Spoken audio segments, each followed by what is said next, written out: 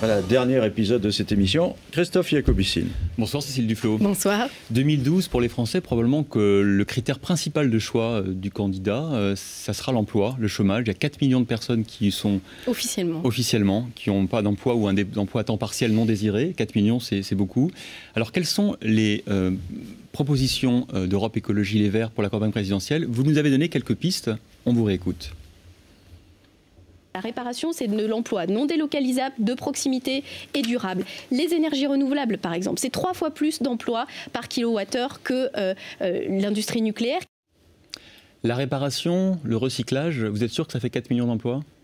Ah, mais c'est pas non, c'est pas la réparation et le recyclage qui font 4 millions d'emplois. C'est la logique, c'est aussi le partage du travail, c'est-à-dire c'est l'ensemble d'une réorganisation et d'une autre façon de penser les questions économiques et sociales, et en particulier justement de sortir d'une logique où on, comme l'a présenté Hervé Nomelli, où on pressure les salariés au maximum pour en tirer le plus de jus possible et pour dégager le maximum de profit. On est plus dans la logique du partage. Mais on a bien compris, Sylvie Duflot, qu'effectivement vous alliez un petit peu à l'encontre, cette idée de croissance, du produit intérieur, voilà, produit intérieur brut. Simplement, on n'arrive pas à comprendre, et quand on interroge les Français, effectivement, d'abord sur Europe Écologie, on a très bien compris que vous étiez probablement le meilleur défenseur des thèses de l'écologie, mais en revanche, sur l'écologie politique, l'économie verte, on a encore du mal à comprendre vraiment où vous allez, parce que c'est bien de dire je veux pas de croissance, c'est une fuite éperdue pour rien.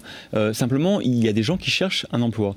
Et ce que vous avez proposé tout à l'heure, c'était, je caricature volontairement, mais en parlant du recyclage, du papier recyclé, on n'arrive pas à croire, à penser que ça peut constituer un substitut de croissance. Mais oui, mais c'est là où c'est intéressant, parce qu'aujourd'hui, vous avez une croyance de fait, c'est que la croissance du PIB va créer de l'emploi. Dans un monde où on a 5 millions de fait. Corrélation aujourd'hui, c'est certain. Quand il y en a plus de croissance, les pays qui ont des croissances supérieures à la nôtre. Oui, mais sauf que l'augmentation de la croissance n'est pas automatique, ne résout pas automatiquement la question du chômage. Enfin, ça, il suffit de regarder les tableaux. Pierre Larouturon, un spécialiste du genre, entre la croissance du produit intérieur brut et le chômage. Donc cette foi-là, elle est peut-être même plus forte que celle qui dit que très concrètement, dans le chantier des économies d'énergie, par exemple, qui est un chantier qui est extrêmement bénéfique à tout point de vue. Pourquoi ? Il crée de l'emploi local. Il permet de réduire les émissions de gaz à effet de serre. Ça, c'est le deuxième point. Et troisièmement, il est source d'économie pour les budgets des ménages, où le renchérissement du coût de l'énergie devient de plus en plus important. Donc, on voit bien que sur un certain nombre de questions, cette logique qui refuse la croissance du PIB pour la croissance du PIB, ça ne veut pas dire que certaines activités et secteurs économiques ne seront pas en croissance. Si, bien sûr. Et d'autres qui devront changer leur mode de production. Quand on parle, par exemple, de rapprocher les lieux de production et les lieux de consommation, ça veut dire qu'on veut qu'il y ait une partie de l'activité industrielle. Je parlais de l'industrie papetière, c'est une véritable industrie, une grosse industrie, mais ça peut être la sidérurgie. Les échanges qu'on a eus, j'étais allée avec Eva Joly à Florange, près de Gondrange, pour discuter avec les syndicalistes sur comment on peut imaginer une production d'acier à proximité des lieux de consommation, mais qui interroge aussi ces modes de production, et en particulier le fait de ne pas gaspiller l'énergie au moment de la production, mais de la réutiliser, par exemple pour le chauffage urbain. Donc de faire ce lien entre l'industrie et une utilisation pour l'ensemble de la collectivité. Il y a beaucoup de chantiers à explorer, donc c'est pas du tout aussi simpliste qu'on peut le faire croire. On peut pas s'empêcher de voir un petit côté bricolo quand on dit on va faire de la réparation, on va recycler, on va mais moi je vais vous dire, le côté la croissance française, l'industrie française, la compétitivité, toutes ces grandes formules lancées à grand renfort de discours lors des vœux, qui se traduisent par rien du tout, par finalement des entreprises qui ferment, et par des discours. Vous savez, je ne l'ai pas dit tout à l'heure à Hervé Novelli, mais les salariés de Continental, ils ont accepté de passer aux 40 heures, et 6 mois après, on a fermé leur usine. Donc il y a une grande escroquerie sur ce discours-là, qui est souvent le prétexte à plus de profit, plus vite et pour quelques-uns. Et c'est contre ça aussi que les écologistes se battent, c'est qu'aujourd'hui, il y a une captation des richesses par un plus petit nombre, au mépris de la plus grande partie des habitants de la planète. Cette logique, elle vaut entre les pays du Nord et les pays du Sud, mais elle vaut aussi au sein des pays. L'aggravation des inégalités dans notre pays, c'est une réalité. Le nucléaire, un mot quand même, si on n'en a pas parlé ce soir. Eva Joly, vous lui avez fait subir un lavage de cerveau pour qu'elle maintenant elle soit contre le nucléaire, alors qu'il y a quelques mois elle disait qu'il fallait... Non, mais il faut arrêter avec ça. On n'est pas des fous furieux sur cette histoire. On est très pragmatique. Au rythme de consommation actuelle de l'uranium dans les centrales nucléaires, les experts énergéticiens qui ne sont pas anti-nucléaires disent qu'il y a 80 ans de ressources devant nous.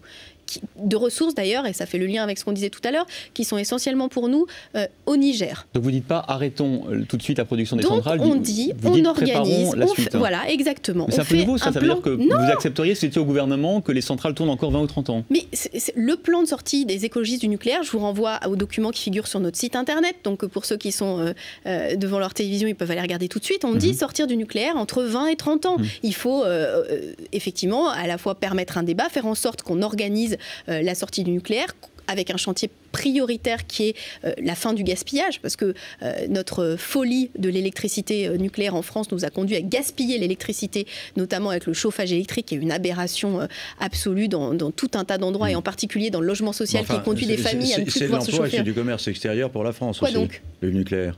C'est de l'emploi, vous savez, je l'ai dit, les énergies renouvelables, la production d'électricité par les énergies renouvelables, c'est davantage d'emplois. Mais pas tant que ça. Quand on voit tous les efforts qu'on déploie pour en plus risquer d'aller installer des centrales nucléaires sur des failles sismiques ou dans des pays où les pouvoirs politiques peuvent nous faire penser qu'il y a un réel danger parce que la perméabilité entre le nucléaire civil et le nucléaire militaire, notamment par le biais des bombes sales qui utilisent des déchets de fabrication, enfin par exemple des déchets d'exploitation de centrales nucléaires civiles, c'est une vraie question. Donc on a toujours dit la même chose, sortie du nucléaire programmée, organisée, avec une transition. On n'a jamais dit on arrive au pouvoir, on ferme la porte des centrales et puis enfin ça va. C'est nous prendre vraiment pour des imbéciles que de croire qu'on a pu un jour dire ça. Alors pour appliquer vos idées, il faudra accéder au pouvoir. Et vous avez répondu tout à l'heure de manière intéressante à une question d'Olivier sur l'alliance avec le Parti socialiste. On vous réécoute. Pourquoi chercher quand même l'alliance avec la gauche?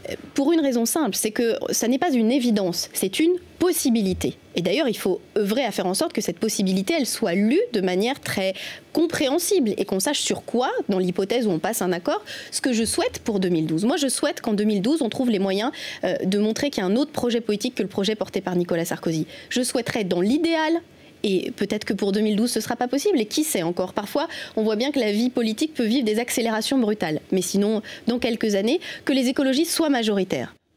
Imaginons que Dominique Strauss-Kahn soit le candidat du Parti socialiste et qu'il soit président de la République. Dominique Strauss-Kahn, c'est aujourd'hui le président du FMI, celui qui applique des politiques que vous condamnez, de rigueur et de retour vers un modèle de marché. Est-ce que vous accepteriez d'être à la table de son Conseil des ministres? Moi, je pense que de toute façon, là où les choses sont intéressantes, c'est qu'il y aura une discussion préalable.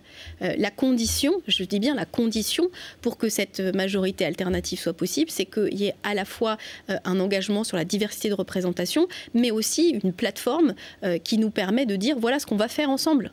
Et ce qu'on va faire ensemble, c'est pas appliquer le programme du FMI. Et sinon, je peux vous dire, si le projet de qui que ce soit, pas Dominique Strauss-Kahn, ça peut être François Hollande, Ségolène Royal ou qui sais-je, qui aurait décidé d'appliquer le programme du FMI à la tête du gouvernement de la France, évidemment que ça ne pourra pas se faire avec les écologistes. Vous n'avez pas l'impression que tant que vous n'accéderez pas au pouvoir par vous-même, vous vous ferez toujours un petit peu avoir? On a vu le pacte de Nicolas Hulot, comment il a été repris par les différents partis, puis finalement, au bout de quelques années, ça s'effiloche. Vous avez raison. C'est vrai que c'est une difficulté. Et quand je disais qu'on avait tiré le bilan du 21 avril et qu'on ne l'avait pas tiré en disant qu'on n'aurait pas dû faire les 35 heures, mais bien que sans doute à partir de 2000, il y avait eu un tournant politique qui était un tournant qui était une erreur.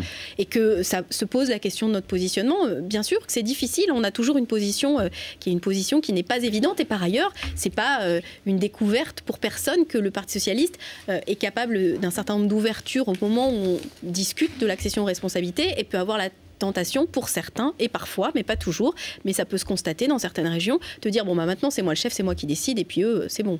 Donc ça pourra pas marcher non plus. Une dernière question, le jour où vous aurez le sentiment que Europe Écologie peut gouverner seule et appliquer son programme, vous serez candidate à la présidente de la République? On verra, on répond aux questions quand elles se posent. Voilà. Avec des si. Bon, merci Cécile Duflot d'avoir été avec nous pendant cette émission BFM TV 2012.